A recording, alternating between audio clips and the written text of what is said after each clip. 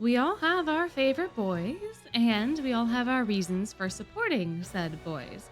But is there a way to say for certain that one is better than another? Can there really be an impartial arbiter for the fate of best boy? I don't really know, but I do know that I like making lists and yapping about twists. So today we'll be looking at all of our lovely freshmen and deciding, with a few criteria, who's the best of the best at NRC. In the spirit of relative fairness, we'll be looking at their overall personality, how good they are at being a student, and their dorm card's utility as determining factors. Each of these will receive a score from 1 to 10 for a grand total of 30 possible points. This way, my list will hopefully only be slightly biased, and of course, there will be spoilers for the EN server story content, including vignettes and events, so watch at your own risk.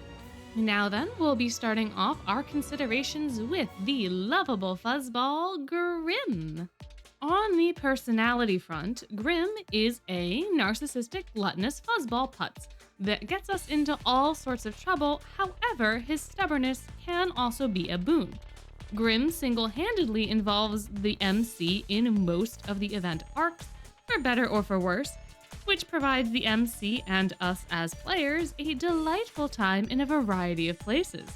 Despite not being very good at very much, Grim's got the biggest ego this side of the Mississippi, and that comes with a lot of annoying quips, but a fair share of optimism too. He can be a bit annoying at times, but he has a lot of spunk and can easily shift his mood with the right motivations. At the beginning of the game, Grim comes off as a very annoying and pushy, given that he listens to no one, does only what he wants to, and doesn't really care for the consequences of his actions. Yet somehow, over time, you just come to love the little guy, even though he doesn't really grow out of these bad habits. I don't really know exactly what it is, but somehow, someway, I just started to like him, and his annoying antics just became part of him. Oh, you stole my entire lunch? Haha, classic Grim. Eating rocks off the street? Just another Tuesday for Grim. Trying to schmooze his way into some fancy tuna cans. Oh, Grimmy Grim Grim. It's a bit weird, honestly, and it might stem from the fact that Grim's a cute little cat, so he gets away with some of the more wacky things that I wouldn't tolerate if he was a human. However, it might also be in part because Grim has grown way more attached to the MC as time has gone on.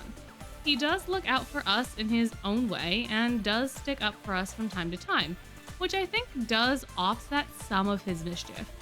I think that Prologue Grim would not have cared that he bit us at the end of Book 5, and he probably would have played it off somehow with a few quips and puffed out his chest with a few compliments to himself. But Book 5 Grim is completely different. He's actually remorseful and scared of his actions, and even though the biting and clawing wasn't really him, I still think that this is some sort of MK Ultra thing. It does show some sensitivity on his part and shows us how far our relationship has come. Regardless of his growth, at his core, Grim is still a narcissistic, gluttonous fuzzball putz. But now he's our narcissistic, gluttonous fuzzball putz. And that makes him more than average, at least to me, so I'm comfortable rating his personality at a 6. As far as being a student goes, Grim is lackluster. I do think he's the bottom of the barrel compared to the other boys on this list, but I somehow feel a little guilty ranking him at half a point, so he's gonna get a full 1. Grim has this huge desire to be a great mage, and Crowley even comments on this in one of his voice lines and says that Grim has really good potential, but the problem is that Grim doesn't apply himself properly to make use of that talent. Outside of his fire magic, Grim is pretty useless, as Ace points out, and he's also looped into the Azul contract debacle because of his own laziness. Of the group, his grades improve the least based off the study guide, so I kind of wonder just how much he even put effort into studying the study guide once he had it. But regardless, on the whole, Grim just isn't a very good student, at least not in the traditional sense, so unfortunately, Grim is going to be a 1 in this category. I'm sorry, little buddy. You gotta do better. Now, for the card, Grimm doesn't really have a dorm uniform card since Ramshackle is an unofficial dorm, and technically you could say that his striped ribbon card is his dorm uniform, but since that's an SR and all of the other cards that we're going to be considering are SSRs, I'm just going to rank his platinum jacket instead. This card is a balanced type with decent overall stats, and the spells are fairly balanced as well. We've got a Cosmic first, Fire second, and an unlockable Cosmic. So based on the elements alone, there is a bit of versatility here, but not all that much. However, the first Cosmic spell comes with healing, and depending on the level, nullifies Curse to either the caster or allies. That is very, very useful, and it can work in a variety of battle situations.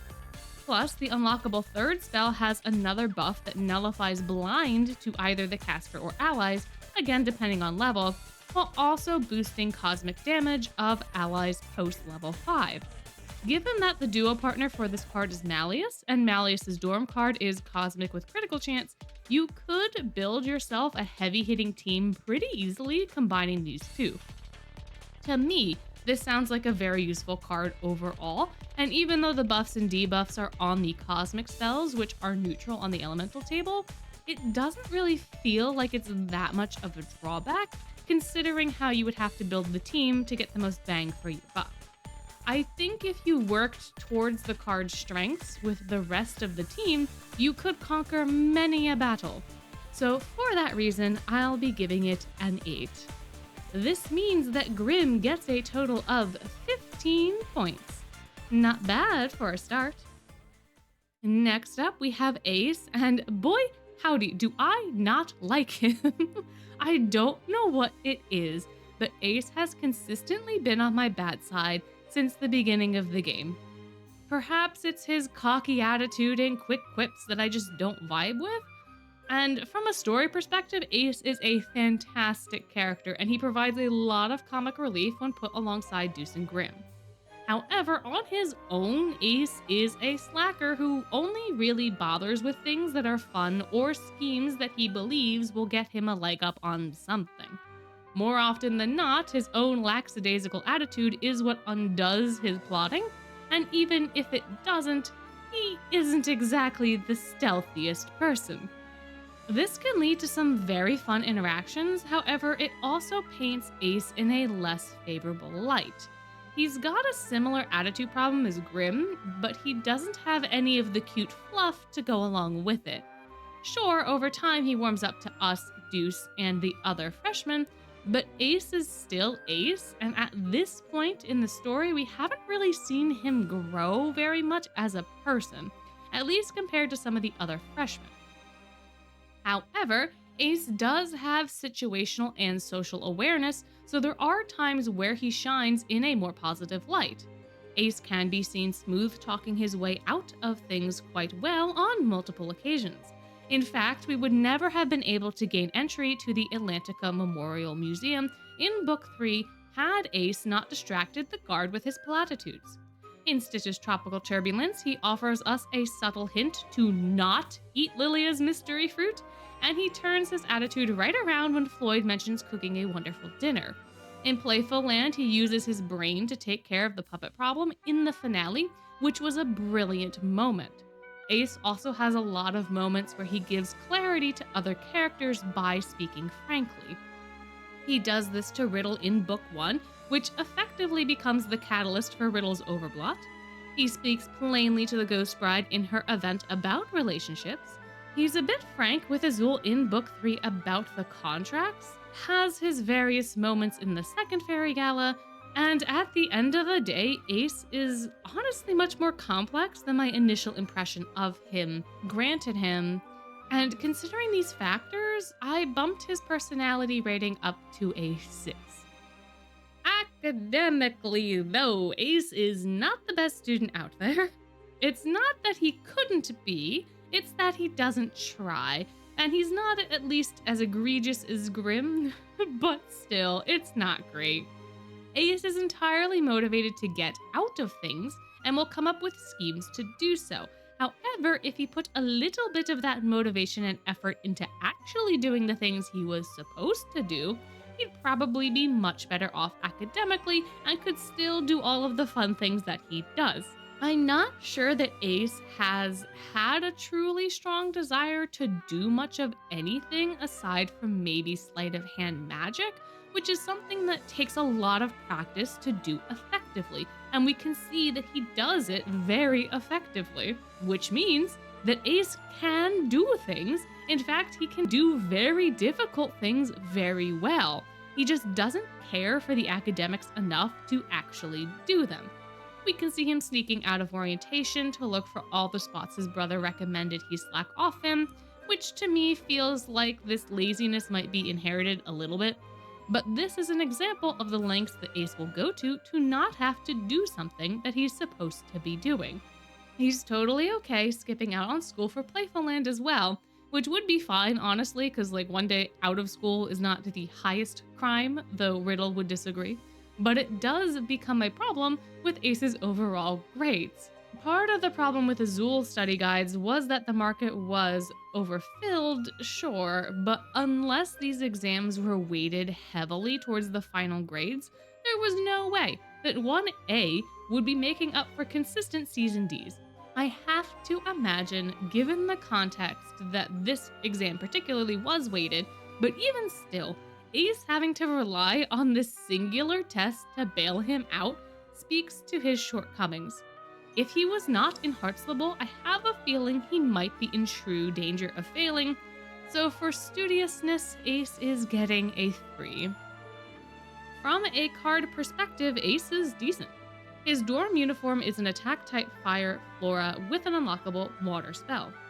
From an elemental perspective, this card is well-rounded, and once the third spell is unlocked, it can go pretty much anywhere, and if used effectively, can also deal some decent damage. In theory, the fire spell should be used first to give Ace a power boost, then his second spell should be used with Duo to maximize the punch, although not all situations work out that perfectly. The third spell also has an HP regen ability that will trigger for 3 rounds, which is one of my favorite abilities in the game.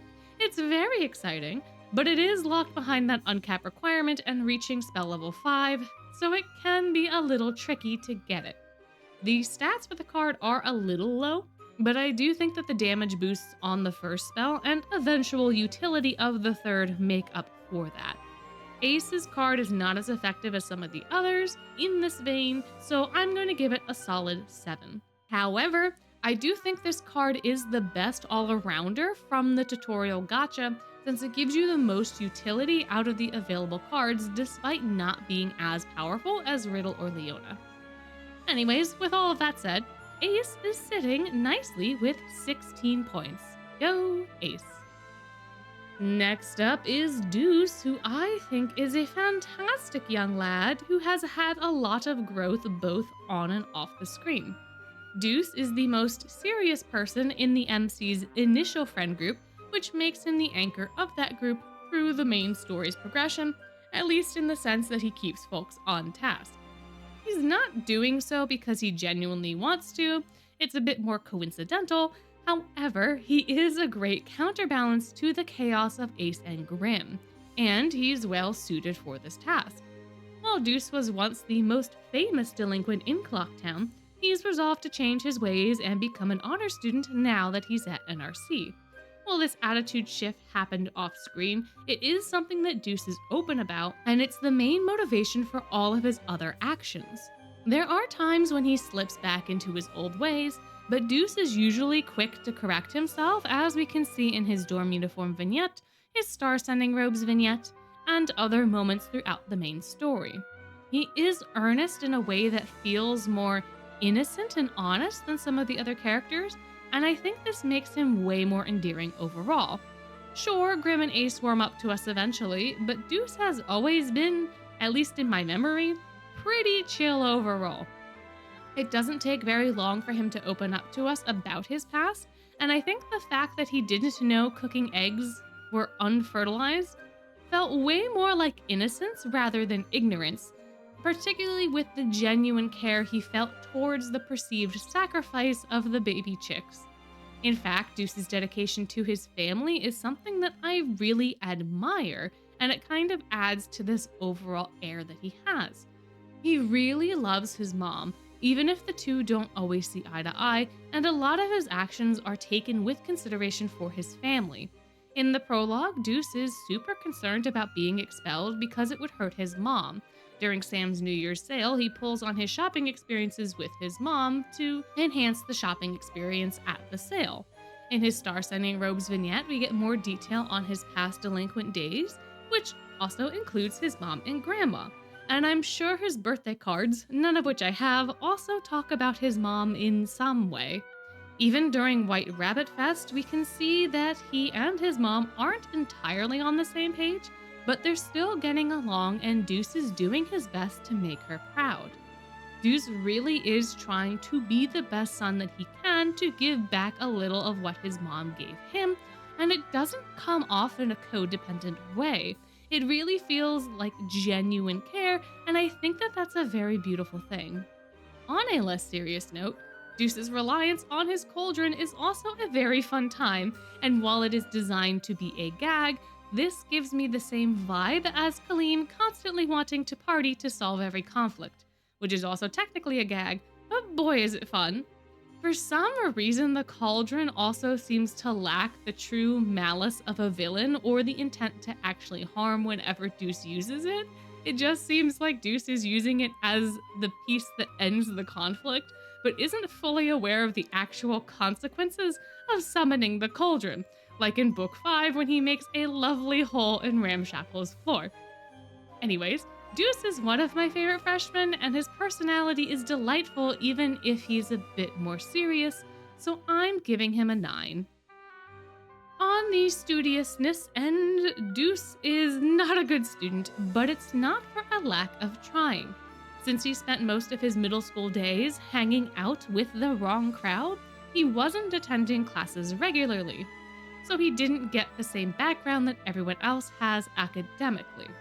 Even when he was in school, the subject matter never really clicked with him, as he admits in Book 5, so it's likely that even if he had stayed in school, he may not be in a much better position than he is now. However, because there is a gap in his resume, Deuce is playing catch-up, which is affecting his overall grades. It's really not just straight-A students who are studious, and Deuce is really trying his darndest to actually get good grades, and he studies a fair bit. I think this determination is way more important, especially compared to our previous two contenders' attitudes towards studying. Ace even mocks Deuce over math problems and panics a little bit when Riddle appears, goading Deuce some more about his lack of knowledge. But Riddle recognizes Deuce's sincere efforts and helps him out without any reprimand, an experience I'm sure Ace is not familiar with. Plus, Deuce's motivations for getting good grades is way more sincere, since his desire to be an honor student primarily stems from making his mother proud. He never wants to see her cry over him again, so his resolve in this matter is firm, even if his efforts have yet to bear any fruit. Because he's so sincere and he's trying so hard, I'm giving Deuce an 8 here. As far as his dorm card goes, though, it's a bit lackluster. I feel like defense cards on the whole can feel a bit less impressive, since their use case can be more situational, depending on their abilities, of course, and in Deuce's case, I don't see his dorm card as being particularly useful. This is a defense-type cosmic water card, which does leave open possibilities, but the third spell is also water and doesn't have the best abilities ever either. The cosmic and second water spells have damage boosts for the caster, which aid Deuce's low power. However, they only help for one turn, so they can only ever help those specific spells. And since Deuce is not an attack-type card, I don't really know that the damage boosts are that great overall. The water spell also has a power drain on foes for that turn, which can be useful, but on the whole, there are defense cards out there with better utility. That said, the HP stat is absolutely massive, So this is a very, very tanky boy that you can use to bolster the HP of an attack-focused team really easily just by including Deuce on it. All in all, I'm going to give this card a 6. It's got some mojo and a bit of versatility, but not so much as to rank it higher. This leaves Deuce with a total score of 23. Not bad at all. Moving into Savannah Claw, we have Jack, who is the shining paragon of justice at NRC. This tsundere is such a lovely fellow, honestly. He's really a big softie at heart that's just a little bit competitive. Jack has a unique sense of justice that's based on his moral compass, which some might argue is still a little skewed, but it is still better than 90% of the other folks on campus who don't even know what morals are. But because Jack has morals, he also has standards for how he should act as well as how he should be treated, and he upholds these standards in all that he does. We get many examples of his morals coming into play, such as in Book 2, where his conscience bothers him enough to betray Leona's plot, also in his Labware vignette, where he repays Jade for trashing his mushrooms by working at the lounge, and in his dorm uniform vignette, where he takes issue with the Savannah Claw upperclassmen for not playing Spell Drive fairly. Most of Jack's focus is on getting stronger, so he has very strict rules both on and off the field, with his moral compass skewed to fit this focus. On the field, he wants to uphold all of the rules so that his victory is a true one, where he was able to completely defeat his foe under the same conditions, making him the undeniable champion. Off of the field, he is pretty similar and sticks to activities which allow him to flex his muscles in other ways or provides an experience to further his training. Jack can be stubborn in this area, like we see in Bean's Day, where, in his Bean's camo vignette, he purposefully provokes Floyd in order to fight him fair and square against Azul's wishes. Jack doesn't want this experience to be wasted one iota, so he does what he has to, or at least what he thinks he has to, even if it doesn't offer the highest chances of success, just so that he can test himself. While this may seem like a foolhardy errand, and it is, it does show how determined Jack is to not only get what he wants, but yet again to stick with his moral code. Jack isn't one to shirk his duties, whether it's during Bean's Day or the day-to-day of the dorm. In his dorm uniform vignette, he doesn't give up on helping Ruggie and even goes to great lengths to save Ruggie from a scolding. On the whole, Jack is an upstanding guy who just puts up a cold exterior. He's one of my favorites in this grouping because of his outlasting dedication to his morals and fellows, and I find his tsundere attitude very fun. He's not going to let you know that he wants to help you, but his tail absolutely will, and it's very endearing, so he's getting a 9 here. As far as studies go, we don't actually get a lot of info where Jack is concerned in my memory. We know for certain that he doesn't take a deal with Azul, although how much of this was his fair fighting attitude versus not needing it is kind of up for debate. But given how determined Jack is to test himself in every situation he's in, I can't imagine he'd be shirking his academic duties. It wouldn't be good from his moral standpoint anyways, since it's what he's here to do. And if he were to fail out of school, he wouldn't be able to challenge half of the people that he wants to. In fact, if he were to fail, he'd never get the chance to go toe-to-toe with Leona, which would be disastrous for him, so I can't imagine he's doing terribly from a study standpoint. Jack also seems like he'd be doing good with some of the non-book activities at the school. He's growing a little cactus, making friends in other dorms, and just seems to be doing well overall.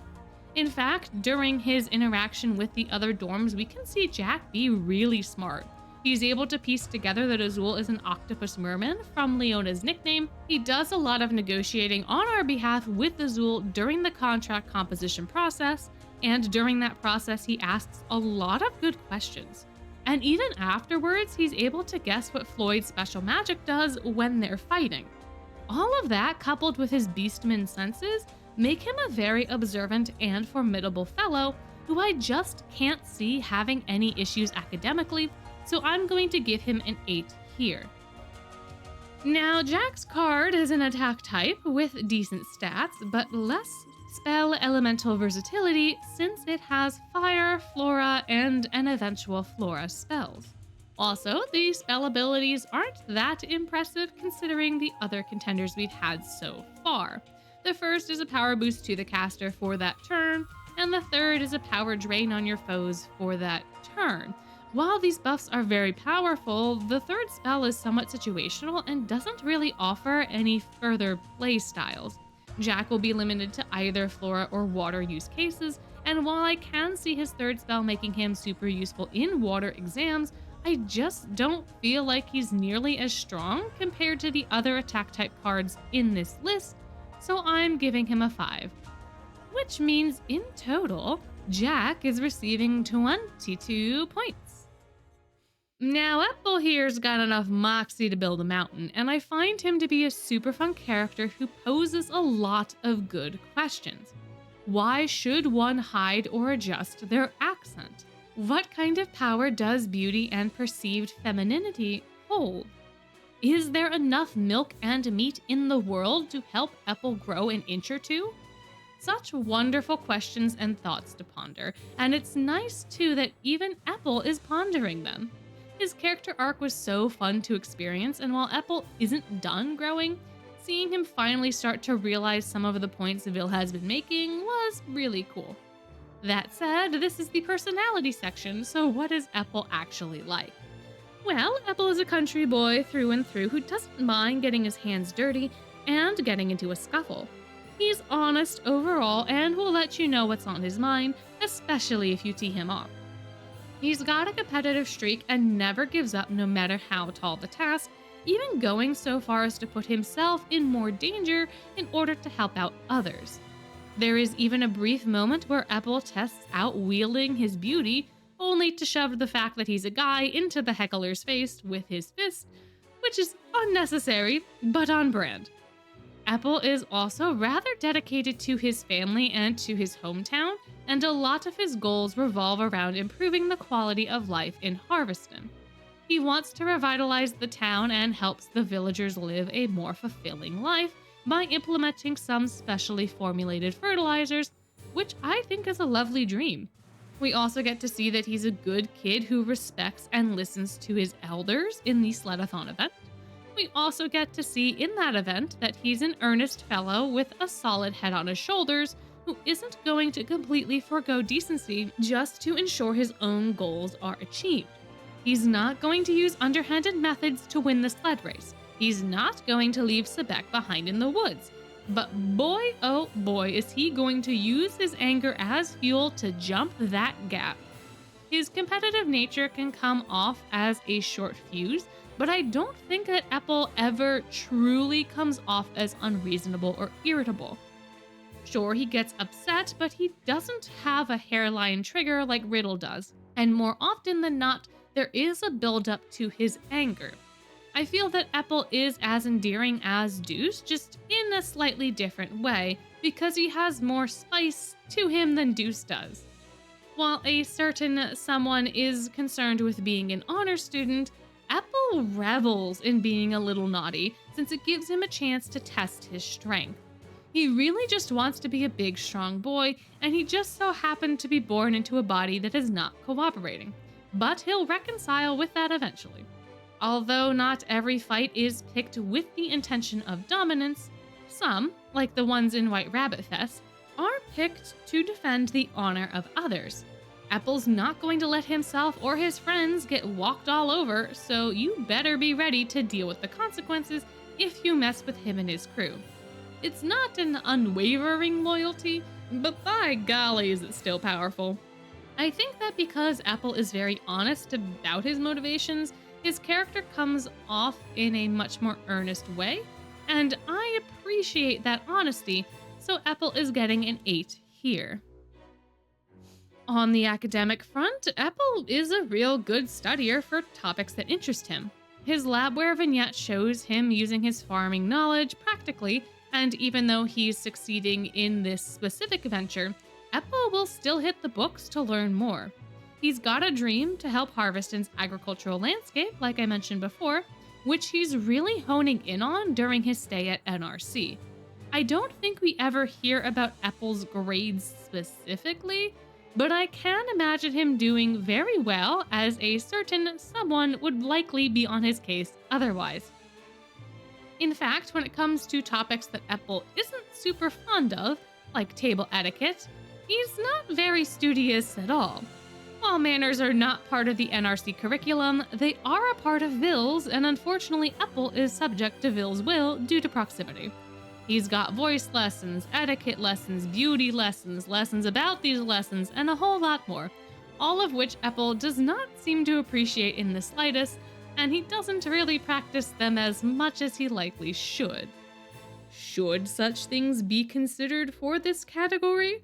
I'm not entirely sure, since school life is about grades, but it is also about a whole lot of other stuff like social interactions. I think that Ville's lessons do kind of count towards understanding how Epel studies and what he prioritizes, as I can imagine him slacking off a little in courses which don't interest him. But I doubt he'd let his grades slip too far lest he have to take remedials with Ville of all people. On the whole, I'm going to give Epel an 8 since he does give his studies decent effort, and even though he's not a fan of Ville's lessons, he is accepting bits and pieces from them, which means he's at least paying attention. Epel's dorm uniform card is a very, very tanky defense type card with water, fire, and eventual flora spells. Yet again, we have a card that can go and do pretty much anything elementally, so that's a point in its favor for sure. As a defense type card, I tend to consider the abilities a bit more heavily, since the damage output won't be as significant, and this card's got some decent utility where this is concerned. The water spell comes with a bit of HP restoration and also drains power on foes for 1 turn, which isn't staggering, but it's something. The floral spell nullifies curses to allies and eventually provides a minor power boost to the caster for that turn. The order of operations doesn't necessarily matter too much for these abilities, since the boosts will only last for the turn that they're used, though the flow of battle will largely dictate when and where they are used. But on the whole, this card is above average and has some decent things going for it. I don't have it myself, but I do think it could be very useful overall, so I'm going to rate it at an 8. This means that Epel is going to receive 24 total points. Now then, Ortho is a bubbly, charismatic humanoid who I love to bits, even when he was being a bit evil. The fact that one of the tower puzzles was to find the phrase "do your best" is not only hilarious, but I think it speaks to Ortho's optimistic nature overall. For a being who's only recently become sentient, Ortho has a love of life and genuine curiosity that I think folks give up on the older they get. Perhaps this is because Ortho is still very young and is based off of and eventually becomes Edia's younger brother, but there is a wonder to him that's just infectious. He's not a complete ball of sunshine like Kaleem, but he's certainly a cutie, and even though he's optimistic, he's not afraid to be a bit of a brat, and it's delightful. Ortho knows exactly which strings to pull with the folks that he's close to get what he wants, especially with Edia. Ortho, in fact, is the sole reason that the star sending even happens in the Wish Upon a Star event, because if he didn't talk about how disappointed he would be for it to not happen, then Edia would have never involved himself in changing the weather and it never would have happened. While this sort of thing doesn't always work, like with Ortho's ceremonial gear vignette, I think it works more often than not, at least to trigger major events, which makes it a very useful quality for him to have. The same thing happens with his mother in Book 7, where he threatens her into compliance to create the Cerberus gear. He is also able to manipulate the whole situation with Train in his dorm uniform vignette, which is very sneaky, but also very smart. Bratty probably isn't the best way to describe him, though he does have his moments. But I do think that Ortho is not one to be taken advantage of. He's not malicious, but he's not going to stand for anyone defaming his brother or those that he cares about. And because of that, he's learning how to toe the line between teaching people a lesson and total annihilation of those people. Given how earnestly Ortho is trying to learn how to live and his general cheery disposition, it's very hard to take his more diabolical actions too seriously. To me, he's kind of like a cat in that way, where he's completely untangled my ball of yarn and strewn it around the house in the most chaotic spiderweb. But how can I stay mad at that cute little fluffy face? Since Ortho is still learning, I'm also willing to forgive more of his faults compared to some of the other folks who have had a lot of time to learn and grow. Though Ortho's got a wealth of internet knowledge, he doesn't have the experience to really know how to apply it. So the path of least resistance is a very reasonable path for him to take, even if it does destroy half of the campus. So I can understand where he's coming from in these areas a little bit better, so they're not as much of a demerit. Ortho is getting a 10 out of 10 here. I just like him too much to deduct any points for his more dubious pieces, and honestly, everyone's got to be able to push back a little bit every now and again. And I just find him so delightful that I don't really want to rank him any lower than this. With regards to studiousness, Ortho is a unique case. This kid has the entirety of the internet at his fingertips all day, every day. So Ortho's academic career is pretty much set provided the information he needs is on the web. Ortho is already pretty knowledgeable about a variety of topics because of this, so I can't imagine he'd be failing his classes. Since he's only recently joined the official student body, he doesn't really have grades for me to critique at this point. But given how he handled all of Edia's housewarden work before, and has probably helped him with his schoolwork on occasion, I think this means that Ortho is apt to win this category of book smarts alone. But that feels a little cheesy and a little unfair, especially since school is not solely about grades. So I think it would be better to score Ortho based on how well he's studying life. Since he gained sentience, Ortho has been on a quest to understand what life is and how to do it, which I think he's doing quite well. First order of business was to join the Film Research Club to better understand the actual emotions beneath the acting, to really feel them and really understand what they mean. Ortho had actually watched movies in the past to learn how to emote properly during conversations, but now he's seeking out more depth and is doing so with gusto. In the second Fairy Gala, Ortho has to reconcile what evolution means to him and how he can bring such a vision to life. The other freshmen pool their efforts to help Ortho not only figure out what he's going to do, but to help him achieve it, which is super wholesome, but also served as its own kind of learning opportunity. In pursuit of life, Ortho is doing rather well, and while it may take him a while to fully get it, I think he'll get there eventually, especially since he'll likely outlive hundreds of generations of humans. However, for this studiousness, I am going to give Ortho a total of 8 points. Now on to the card. Ortho's card is another attack type with a versatile element spread of fire, water, and eventually flora. As has been the trend, the first spell has the damage boost for 3 turns, which makes it really useful if it can be used first. The second is self-explanatory with Duo, and the third one offers a bit more utility. This spell will nullify freeze for allies and gives Ortho a bit of a boost for himself during that turn. To be honest, I don't consciously encounter freeze that much. I think it certainly has its place in the story battles, but it's not a threat I've ever really personally cared about or noticed when it's happening. Given that the rest of this card is very standard for this consideration, with the same sort of utility as Aces, I'm going to give this card a 7 as well. It absolutely has its place, and having the spell versatility is a huge boon, but it's not going to take over some of the others. This means that Ortho is taking home 25 total points. Last but not least is Sebek, who is an acquired taste. In fact, he was barely palatable for me for most of the game. I really, really thought that Sebek and Silver hated each other, or at least that Sebek hated Silver and Silver was a little too oblivious to notice, because, well, that's just Sebek, and I hated that dynamic. Thankfully, this is not the truth, but Sebek is still a very abrasive individual. The first Vargas camp really did Sebek dirty and made him just so obnoxious. And since that was the first time I really encountered his personality, it did impact my view of him heavily.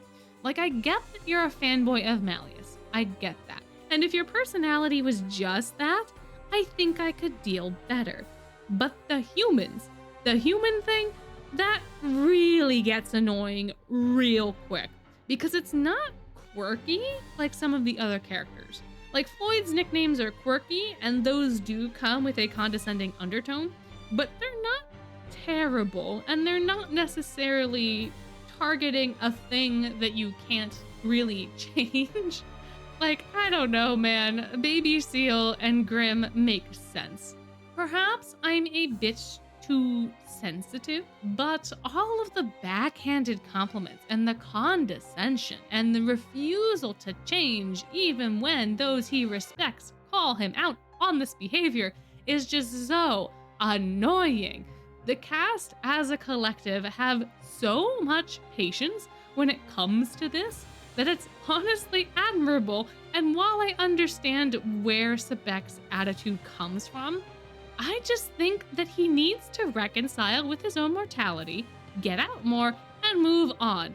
I'm very curious about whether or not all of this human talk is largely just a facade to impress his grandfather, since we find out in Book 7 that Bauer is a very cold, reserved old man who is still also kind of reconciling with his daughter marrying a human. He doesn't really take this out on the grandchildren at all, but it's definitely still there, and they can definitely still pick up on it, and given how much time Sebek spends with him, it's not really surprising that Sebek has this habit. However, it's not like Sebek is opposed to recognizing human people's talents either, like he does with Marja, and sometimes his human talk feels more like prideful baying than malicious condescension, like in his apple palm vignette. Aside from this, Sebek is honestly rather delightful, and his interactions with other characters are much more entertaining to me now that I have more of his backstory. Sure, he's arrogant, but he's ridiculously devoted and is constantly trying to improve himself to better serve Malleus. This improvement is mainly stuck in the physical realm, but it is improvement nonetheless. And on the whole, Sebek is a rather resourceful lad, and above all, he is earnest. He will tell you exactly what he thinks and will break the sound barrier while doing so. But he's also not opposed to changing his viewpoint in most matters when new information is presented, and I think that this is super important to recognize. He is firm, but not completely unreasonable, and he does genuinely care about those that he loves. This just gets overshadowed by his loudness and the other negative qualities. Since Sebek is so earnest, so devoted, and so honest, I'm ranking him the same as Ace and Grim here. The human thing unsettles me enough to keep him from ranking any higher, but good job, bud. Getting a 6. Congrats. In the realm of studiousness, as far as I can tell, Sebek is doing just fine. There is absolutely no way that he is failing any of his classes as one of Malleus's retainers. Such a thing is inconceivable. But I don't actually remember any part of the story where his grades get discussed in any way. I imagine since Sebek is in good standing academically that there really wouldn't be any reason to bring up his grades, although I think he might still be a little behind Silver, maybe, if I am remembering correctly. He's at least behind him when it comes to martial prowess, which annoys him, so he might be behind a little bit in grades. I don't really know. But that doesn't really mean all that much for this consideration. Given how determined Sebek is with every other aspect of his life and of his training, I can't see academics falling to the wayside. He scaled an entire cliff to get a flower to win a challenge in Vargas camp, And you're trying to tell me that this guy isn't pulling out all of the stops for algebra? No way. Especially when Sebek gets to gloat all of his A's to Malleus and receive Malleus's praise. Why would he ever neglect his studies when such a prize is on the line? In a similar way to Ortho, though, I don't think that academics should be like the whole focus of Sebek's tenure at NRC, and I think he should focus a little bit more on his interpersonal relationship skills. While this is just my opinion, if I were to consider it, Sebek's score would drop a little here since he really needs to broaden his horizons and actually see people for their value rather than trying to fit them all into his ideals of worth. School is a place where all sorts of things can happen, so I hope that after Book 7's debacle, he gets the chance to, at some point, engage with his non-Fae, non-Diasomnia peers a bit more.